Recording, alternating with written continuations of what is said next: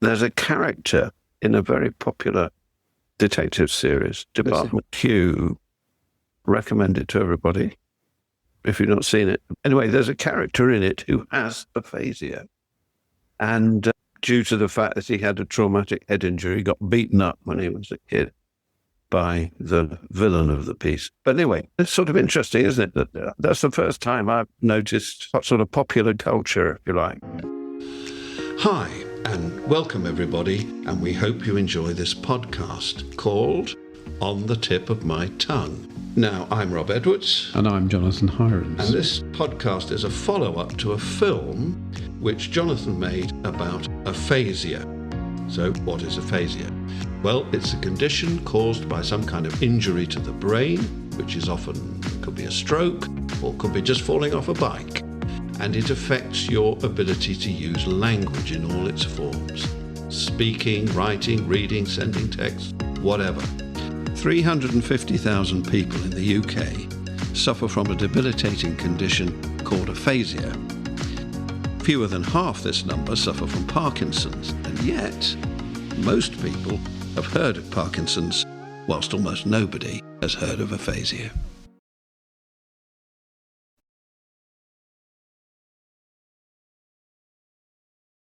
So, welcome to On the Tip of My Tongue. It's June, and June is Aphasia Month, Aphasia Awareness Month, more correctly. So, we wonder, as we talk, Rob and I, whether things have actually changed, because it's about a year since we started doing this. What do you think, Rob? Is it? Has the dial shifted?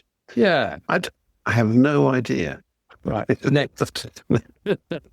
How would one find out? Well, our figures have gone up. That's maybe some kind of... Our figures have gone up. Yes, they've gone up. Which is good. Another little thing that you pointed out to me was that there's a character in a very popular detective series, Department Q. Recommend it to everybody if you've not seen it. Brilliant. Matthew Good.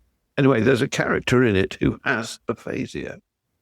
And due to the fact that he had a traumatic head injury, he got beaten up when he was a kid by the villain of the piece. Anyway, won't spoil the ending for you.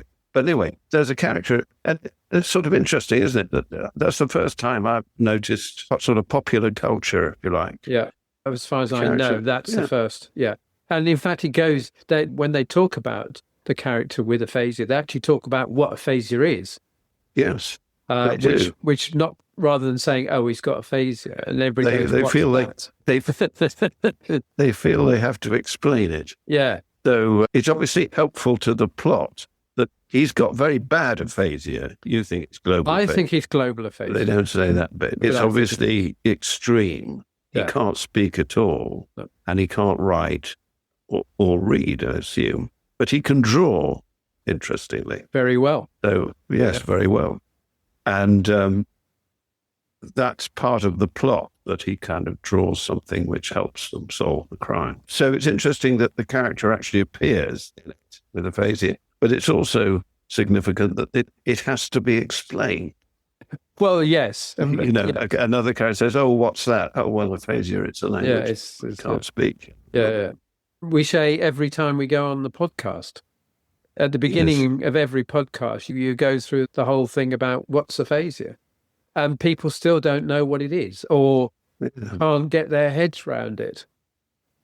Yeah. So we don't know really whether the dial has shifted, but that is an interesting little thing. I think the fact that there is an Aphasia Awareness Month goes one every year. As far as I understand it has been for several years, I think. I was going to say it's global, but it's certainly in America and in Australia. The people do make an effort to talk about aphasia as much as they can.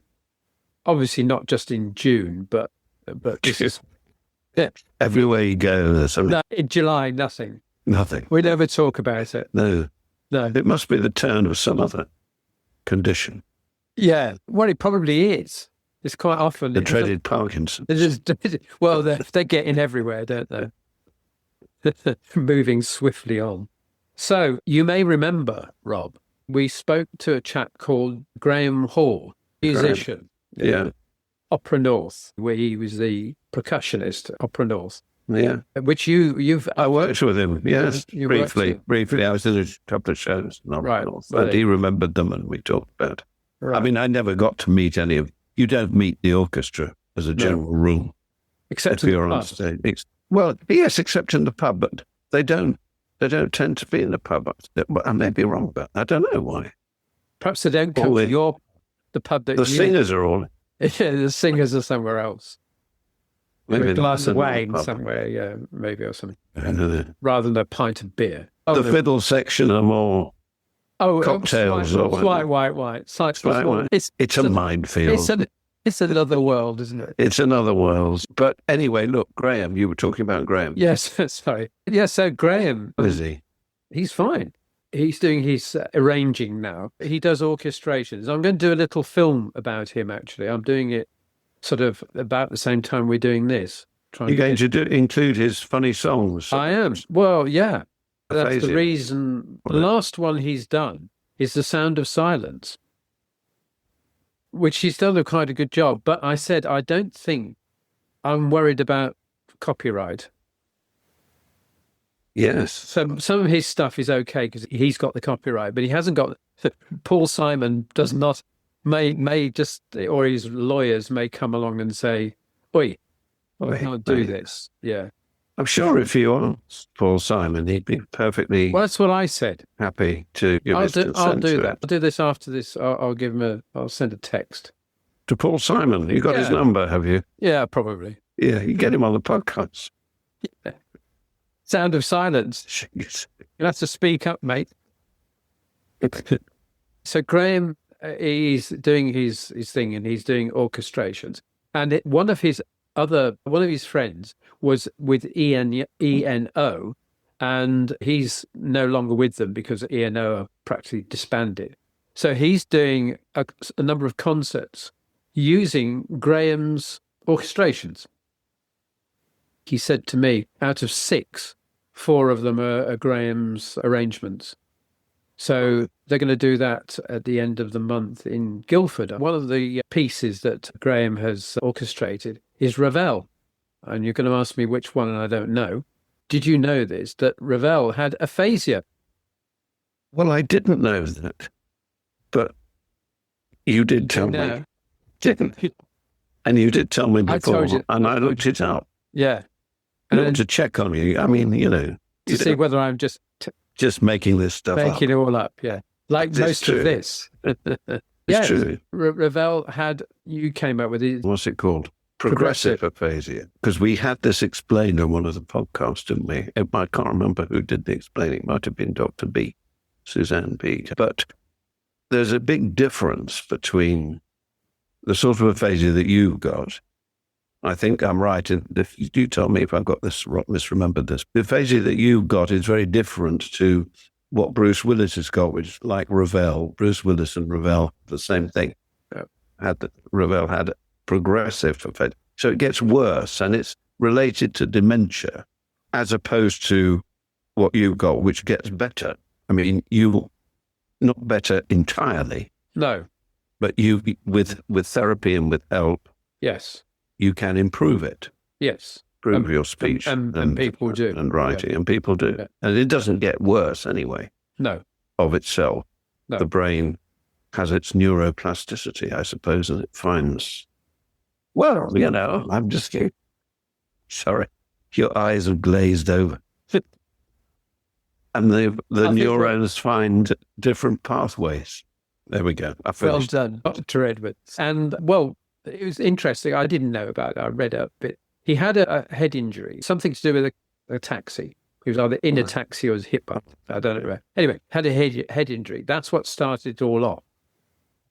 And they guessed it was probably it was aphasia. However, they thought that he had some other problems with his brain, which I suspect is how we're making all this up, I suppose, but how the progressive thing came along. So eventually he couldn't speak at all. Right. And effectively died, of it. He just got worse and worse and worse. And I think they tried to do some sort of surgery which didn't work. And then... yes, I read that too. Yes. That was the end of it. Sounds a bit Sounds a So bit desperate measures. yeah, exactly that. And for quite a long time, about 7 years of his life, he was in this condition. So he wasn't able to really do any more composing. Maybe we should do, I don't know how, famous people with aphasia. Yes. I was thinking more, throughout history. Oh, Who yes. knows? And Well- and when aphasia got recognized, and I don't know when the word even first appears as a condition, we ought to. That Could you be a think job that's- for you oh, between your telly watching. yes, between my Department Q Netflix series. Exactly. Yeah, It's a maybe. thought. It's a We'll thought. have a go. We'll have a go. Hello, colleagues and my friends. Another song we would say again. But this phrase, it is on my brain. And those 4 words are so now ordained. So I planted in your skull some thoughts I feel and reveal. Aphasia sound is silence. I'm looking in where words are known. In the space I am. Loving the podcast? Subscribe for more episodes and support the journey. Your donations help keep the show thriving. Please go to tipofmytonguefilm.com. Thank you for being part of our community. So, moving on. You recently had a birthday, Yeah, as you may know, and you share a birth date with Bob Dylan. I do. Yeah, Yeah. Who I love. Oh well, I don't. I love his music. You're a big fan, I know. And the film, And very donkish he is. yeah. that seems to have done well, although Yes. it didn't win any awards. We're talking about a complete unknown. The Timothy Complete Chalamet. Unknown, Yeah. which we've both seen and we think is it's a pretty good film. I think also the actor Edward Norton, who plays Pete Seeger, is particularly good in this. Yes, In my he's brilliant. opinion. In In my opinion, too. I echo that. Yeah, I think he's wonderful in it. I think it's a good film. I mean, in some ways, I suppose it's sort of, it concentrates on this sort of bust-up, doesn't it, when he went with Pete Seeger and the sort of folky crowd, Yeah.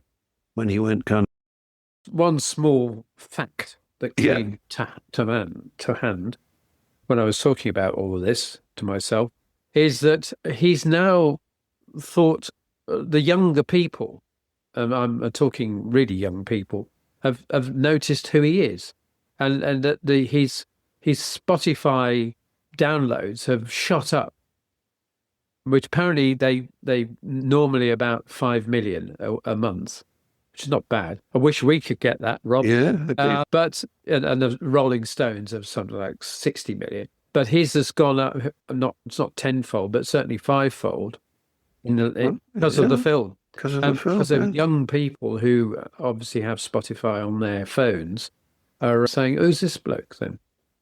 Well, I think so. I mean, my younger son, Lukey, he went to see it when he was at uni in Manchester. Right. And I went with him when he was down here. So he's seen it twice. He likes it a lot and is listening to quite a lot of Dylan.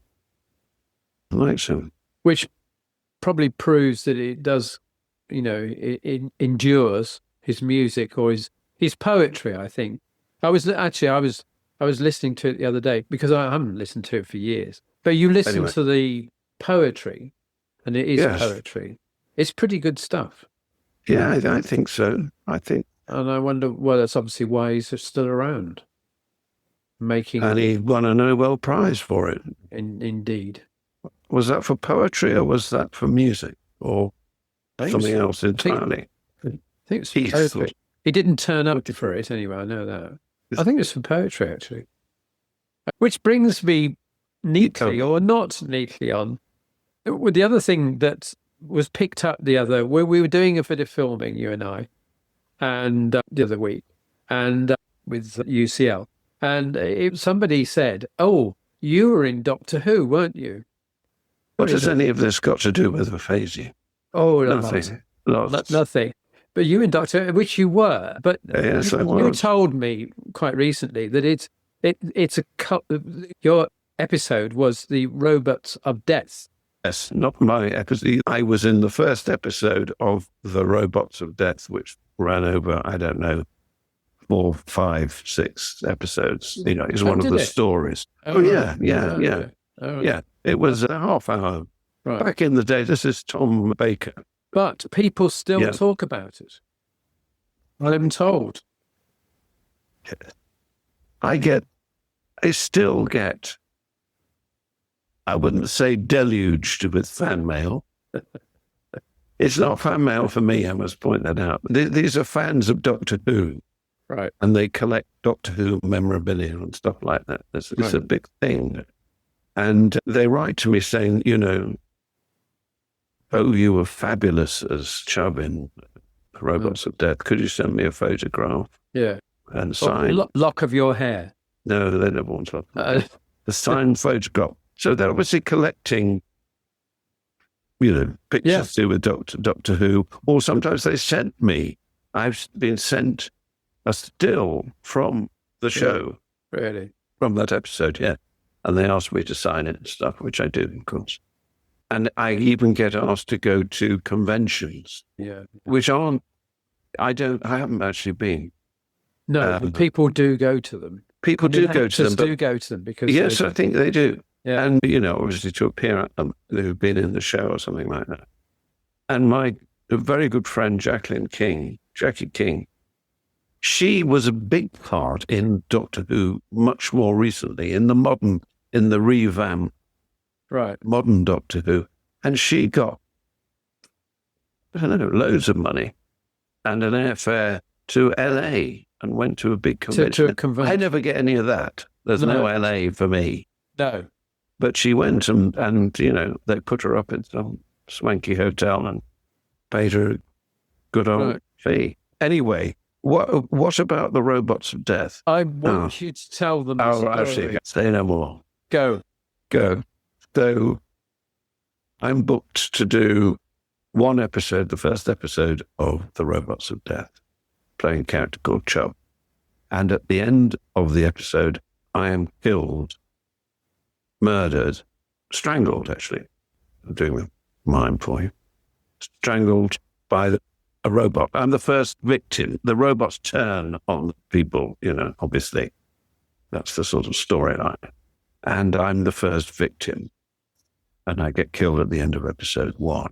And they were filmed multi-episodically. So they were filmed, I guess they probably did, I can't remember now, so long ago, but they probably filmed 3 or 4 episodes at the same time. And so I get strangled, and then there's a shot of my body under a sheet with my feet sticking out, being wheeled across on the trolley, my dead body. And it's actually me. And my feet. But you can't see the rest. And they put this shot at the beginning of the next episode. I don't think they'd planned to do that, but I guess in the edit it was either a mistake, because they'd only booked me for 1 episode. And so they had to pay me for another episode for my feet, which got, surprisingly, exactly the same fee as the rest of them got. It could have been anybody's feet. Well, but they were honest. I didn't complain about it. I didn't. Well, it is the BBC, It is the BBC, and that shows great integrity in my view. Because what was I wouldn't have known about it except when I saw it. Oh. And I might have gone, oh, that's right, if he's in episode 2, then what would I have done? Where's my money? Where's my money? Try and sue them. No, they coughed up. Blimey. There you go. Good old BBC. That's what I say. Well, yeah. It gets a lot of knockers, a lot of people against I know. the BBC. I think it's a wonderful institution. I don't know why people do this, because we get so much, we get the news, we get Doctor Who. Entertainment, people like you telling stories. Right. So The other thing is, I'll reiterate the fact that our downloads are going up. If that's quite Do you think correct. that will include this one? They'll go down again. Do you think? No, they are going up. I mean, they're going up quicker than they were. Which is good. Yeah. I've got a bit of kit that goes along when we do all this. It tells me how many people have downloaded each episode as well, actually, and where in the world they are. Gosh. It's true. And where in the world are they? Who's the furthest afield that's downloaded? Oh, Australia. right. I have quite a few people in Australia. Quite a lot in America. Oh, well, cheers to them. The other thing is, it's mainly Apple podcasts. More people listen on Apple podcasts than any other device. Right. So nothing to say about that. That's just what it is. Right. So there you go. So I've run out of ideas. Run out of ideas a long time ago. I ran out of my list of things. It's great talking to you, as always. And we'll be doing more podcasts in the future. So Indeed, we will. everybody out there in podcast land, stay tuned. Indeed. And watch this space, and we will hopefully bring some more interesting stuff. Well, I hope this has been interesting and informative. We have a list of people to talk to. Also, don't forget, it is June and it is Aphasia Awareness Month. But it has to be awareness all the time. Well said. The end. Yes. Thank you. Loving the podcast?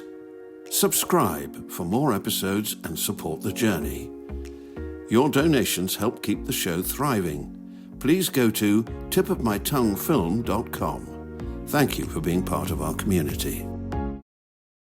Thank you for listening to this On the Tip of My Tongue podcast. We hope you found it helpful and informative. Now, if you want more help and information about strokes and aphasia, please go to stroke.org.uk,